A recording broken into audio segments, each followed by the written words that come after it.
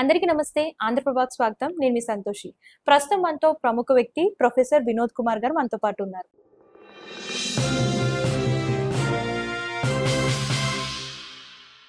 నమస్తే సార్. నమస్తే అమ్మా. సార్, అసలు సెక్యులర్ అంటే ఏంటి?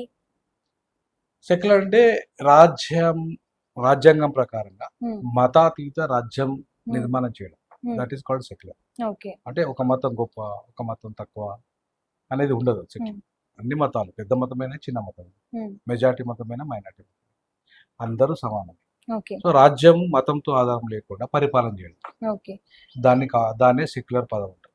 అసలు మావోయిస్టులు ఎక్కడి నుంచి వచ్చారు సార్? ప్రజల నుండి వస్తారు. ప్రజల్లో ఎక్కడైతే అప్పుడు వాళ్ళ మీద అణచివేత ఉంటుంది, ప్రజలకి ఎక్కడైతే తిండి దొరకదు, ప్రజలు ఎక్కడైతే భూమి దొరలు గుంజుకుంటారు, భూస్వాములు గుంజుకుంటారు, ప్రజలకు ఎక్కడైతే అణచివేత నుండి హింస నుండి ఉంటుందో అక్కడ వాళ్ళు ఆయుధాన్ని పట్టడానికి నక్సలైట్లను ఆశ్రయిస్తారు. కాబట్టి ప్రజల నుండి నక్సలైట్లు పుడతారనే దాన్ని చరిత్ర చెప్తున్న సత్యం కదా. సార్, ఇప్పుడు పాస్టర్ ప్రవీణ్ ఉన్నారు కదా, సో ఆయనది మరణం వచ్చేసరికి యాక్సిడెంట్ అని చెప్పేసి పోలీసులు డిక్లేర్ చేశారు. కాకపోతే క్రైస్తవ సంఘాలు ఎవరైతే క్రైస్తవులు ఉన్నారో వాళ్ళు మాత్రం ఇది హత్య అన్నారు. సో దీని గురించి గత అంటే నెలన్నర నుంచి చాలా డిస్కషన్స్ అయితే జరుగుతున్నాయి. సో అసలు ఈ కేసు ఎంతవరకు వచ్చింది సార్? అంటే నాకు కూడా మీలాగానే మీడియా ద్వారా తెలిసిన విషయాలను బట్టి చూస్తే రెండు చర్చలు అయితే నడుస్తున్నాయి. ఒకటి పోలీస్ వర్షన్, ఒకటి క్రైస్తవ ప్రజల వర్షన్.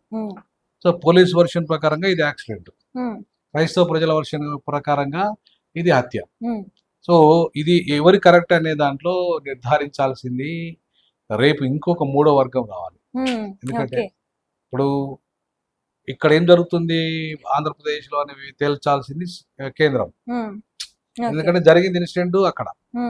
సో సిబిఐ ఎంక్వైరీ జరిగితే వాస్తవంగా పోలీసు యాక్సిడెంట్ వల్ల చచ్చిపోయిన పోలీసు చెప్పినట్టు వాస్తవమా, లేదంటే వాళ్ళు చెప్తుంది వాస్తవమా, చేయాల్సింది ఎంక్వైరీ చేయాల్సింది సిబిఐ. సో సిబిఐ మీద కూడా మాకు నమ్మకం లేదని కొంతమంది క్రైస్తవ సంఘాలు అంటారు.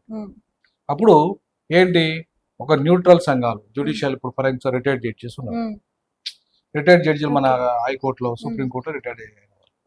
సో వాళ్ళతో ఒక కమిటీ వేసి ఆ కమిటీ నిర్ధారణ చేయాలి వాస్తవం ఏం జరిగింది అనేదాన్ని. నిర్ధారణ ఒక రిటైర్డ్ పోలీస్ ఆఫీసర్లు, రిటైర్డ్ జడ్జెస్ కలిపి ఒక కమిటీగా ఏర్పడి, ఇప్పుడు ఫర్ ఎగ్జాంపుల్ చాలా విషయాలలో నక్సలైట్ల ఎన్కౌంటర్ విషయాలలో ఎక్కువ ఆ సివిల్ లిబర్టీస్ వాళ్ళు, ఏపీసీఎల్సీ లాంటి వాళ్ళు పోయి ఎంక్వైరీ చేస్తూ ఉంటున్నారు నిజ నిర్ధారణ కమిటీ పేరు. అట్లనే ఈ కేసులో కూడా ఒక నిజ నిర్ధారణ కమిటీ న్యూట్రల్ పర్సన్స్, ఏ మతంతో సంబంధం ఉండదు, అంటే క్రిస్టియానిటీకి సంబంధం ఉండదు, ఇటు హిందూ మతం అనే దానికి కూడా పెద్ద దృక్పథంగా ఉండకుండా వాళ్ళు ఒక న్యూట్రల్ పర్సన్స్గా ఉంటే వాళ్ళు పోయి, ఇప్పుడు మనం ఇంత డిస్కస్ సెక్యులర్గా భావాలు కలిగిన వాళ్ళు ఉండగలిగితే, ఒక న్యూట్రల్గా వాళ్ళు విచారణ చేపట్టగలిగితే మనకు దాంట్లో నిజంగా ఏం జరిగిందో అర్థమవుతుంది. పోలీసులు చేసిన తప్పు పోలీసుల వైపు జరిగిందా, లేదా క్రైస్తవులే తప్పుడు ఆరోపణలు చేస్తున్నారా అనేది వాస్తవంగా ఇంకొక న్యూట్రల్ పర్సన్ వస్తే తప్ప తెలియదు. లేదా జ్యుడిషియల్ ఎంక్వైరీ కరెక్ట్ గా జడ్జెస్, ఇప్పుడు హైకోర్టులో కేఏ పాల్ గారు కూడా ఏదో కేసు వేసినట్టుగా మనం చూస్తున్నాం. సో రేపు ఒకవేళ విచారణలో ఏమైనా తేలితే పోలీసులు తప్పు చేసిండ్రు, పోలీసులు ఏదో రాంగ్ గా చిత్రీకరించిండ్రు, ఆల్రెడీ చంపిండ్రని క్రైస్తవ సంఘాలు చంపి కోనె సంచులు వేసి కారులో వేసుకొని, కారు డిక్కీలో వేసుకొని వాళ్ళు ఒక టూపు పర్సన్ని పెట్టి యాక్షన్ అంతా చేసింది అనేది ఎంతవరకు వాస్తవము, నిజానిజాలు తేల్చాల్సింది న్యాయ వ్యవస్థ. సో ఇప్పుడు ఆ కోర్టులో ఉంది కాబట్టి రేపు ఏం జరుగుతుంది అనేది న్యాయ వ్యవస్థ తెలుస్తుంది. ఒకవేళ న్యాయ వ్యవస్థ మీద మనం నమ్మకం పూర్తిగా ఉంది కాబట్టి, ఇప్పటికీ కూడా మనం న్యాయ వ్యవస్థ నమ్ముతున్నాం కాబట్టి నెగ్గు తేల్చాల్సింది న్యాయ వ్యవస్థే.